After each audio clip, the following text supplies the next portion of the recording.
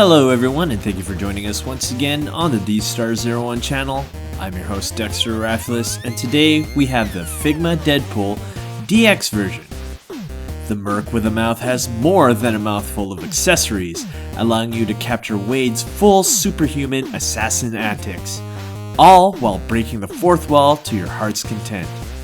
Get your chimichangas out of the microwave, and let's get started with this review of Figma's Deadpool, the DX version.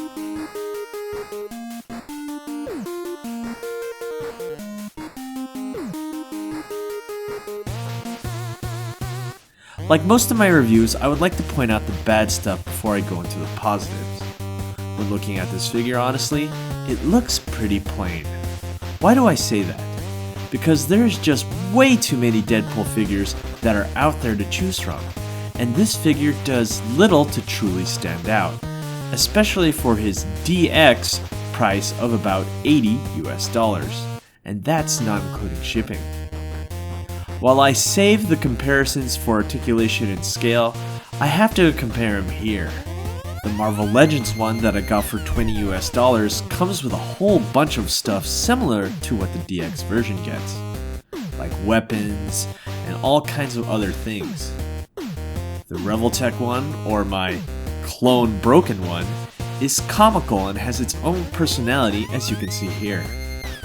Lastly, the Mezco one is the one that stands out of all of them. The guns and detail on the Mezco one are great, and he too is $80 US retail. I would have to say the negative of this figure is that he was released way too late to the party. If you are like me, you probably have way too many Deadpool figures, and this one unfortunately does not stand out all that much from the rest of them. Now, I've talked a lot of smack for this Merc, but what do I like about him? If he was to be released 2 years ago, here's what I would say.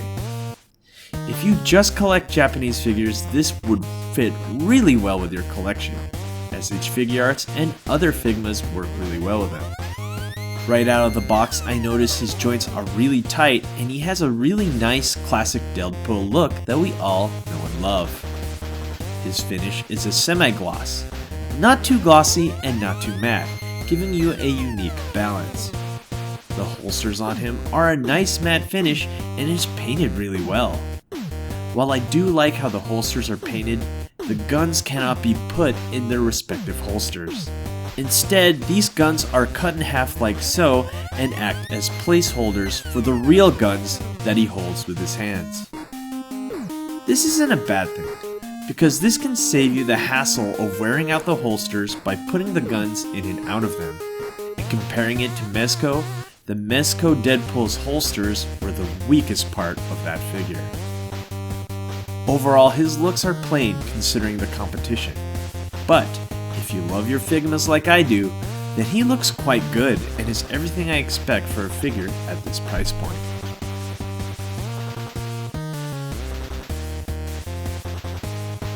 Looking at scale and articulation, he stands a little bit above 6 inches, and here he is next to Marvel Legends Deadpool from Hasbro, Toy Biz Deadpool, Revoltech, and Mezco, as well as SH Figuarts.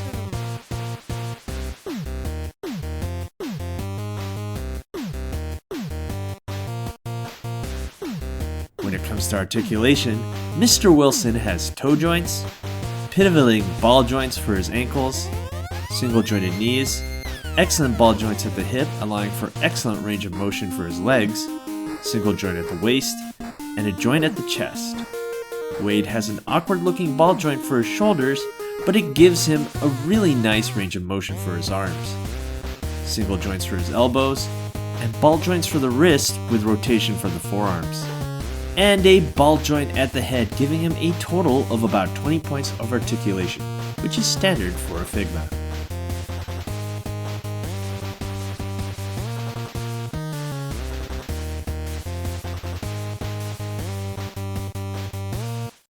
Regenerating Degenerate comes with more accessories than you could shake an empty magazine at, and is easily the best part of this figure. He comes with a standard face, happy face, people's eyebrow face, special chimichanga chow face, 14 different hands, a knife for his boot, 2 size, 2 swords, and cross scabbards with removable sword handles for decorative purposes. 2 large guns of indeterminate caliber, 2 smaller guns of indeterminate caliber, pink heart boxer shorts, hips and legs, a stand, and all-important chimichanga. Wow, that's a lot of stuff and makes up for his hefty price tag. Starting with the katanas, I love these katanas and they look amazing. They have a painted blood groove on them and looks really cool when you look up close to it. Also, the handle and hilt are painted nicely with black and red. This scabbard features removable handles so you don't have to put the swords in them. This is pretty standard for Figma and can be adjusted to your liking. I really like that the scabbards can be adjusted and it's a really nice feature. The dagger is red, black, and silver and looks really nice. And it's the only holsterable item he has. Also, the scabbard for his dagger, which is on his leg, can be adjusted as well. The size you get with him are a nice metallic silver with black painted handles. They are a nice addition to the set.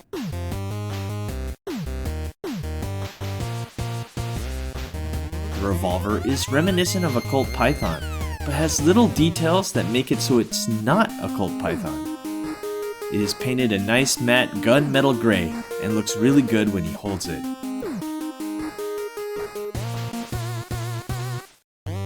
The other gun you get is, okay, I'm gonna be honest with you, it looks like garbage.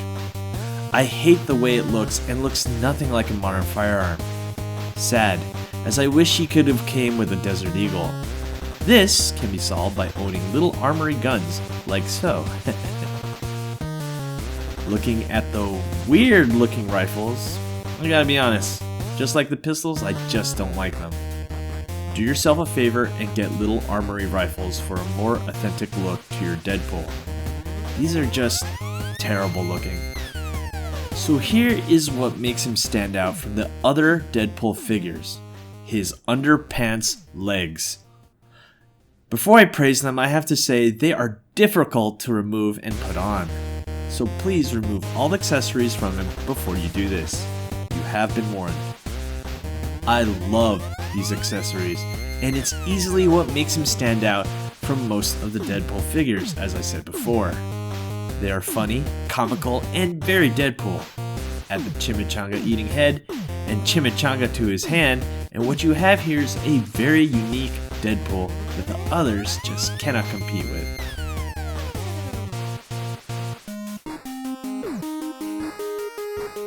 Speaking of faces, you get a neutral face, people's eyebrow face, and excited eyes face.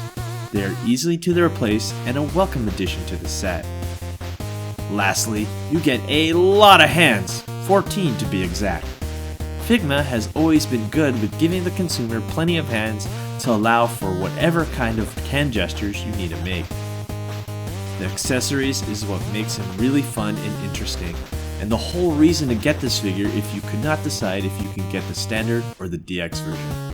Trust me, get the DX version. In conclusion, clearly Tom Cruise is prepared for whatever desktop adventures you have in store for him. His slew of accessories is the best part of this package, and while his gun selection has much to be desired, I have a lot of guns to cover him and his lack of firearms. Rob Liefeld would be proud to see his work brought to life in action figure form, especially if he was disappointed with all the potty talk in the Deadpool movie. So, if you were wondering which Deadpool is best, well, as you can see, I have all of them and all of them are good. But if you had none of them and you had to choose, the Mezco one is my favorite. The Figma Deadpool is expensive for what he is, and if he was cheaper, he would be worth the buy. But for a full price of $80, he is a maybe buy. Or if you can get the bootleg, I suggest you get that one. Well, actually, we'll see. Anyway, thanks for watching. Don't forget to rate, comment, and subscribe, and have a good one.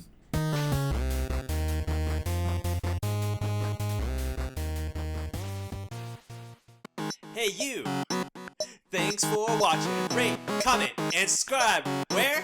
right here, not there, right here. You. And thanks for watching. So, rate, comment, and subscribe right here, right there, right here. Yeah.